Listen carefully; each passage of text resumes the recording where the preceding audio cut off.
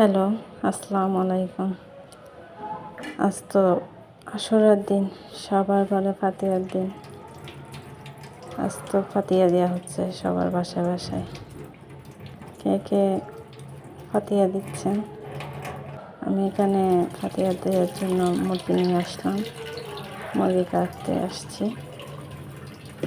এখন মুরগিটা কেটে নেব, পিস করে নেব। মুরগি পিস করে নেওয়া হলে রান্না করতে চলে যাব। সবার ঘরে হয়তো ফাতিহা চলতেছে, আমার ঘরেও আজকে ফাতিহা দেওয়া হবে। আশুরার দিনে মুহররমের ফাতিহা। এখানে ফাতিহা 2 দিন দিতে হয়, একটা চন্দ্র মাসের 8 তারিখ আর একটা নাকি 10 তারিখ।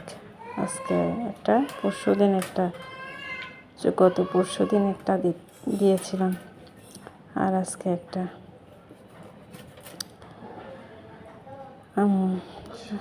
সবাই হয়তো জানে এটা, যে 2 দিন ফাতিহা দিতে হয়।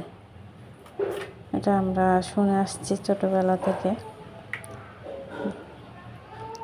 তারপর মুরগিগুলো দেখেন কেটে নিয়েছি, কেটে নেওয়া হলো। এবার ধুয়ে ফেললাম সুন্দর করে এটা ধুয়ে নিয়ে রান্না করতে চলে যাব।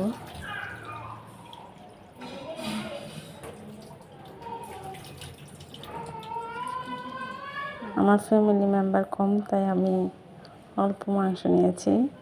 এটা নিয়ে হাসাহাসি করবেন না আপনারা।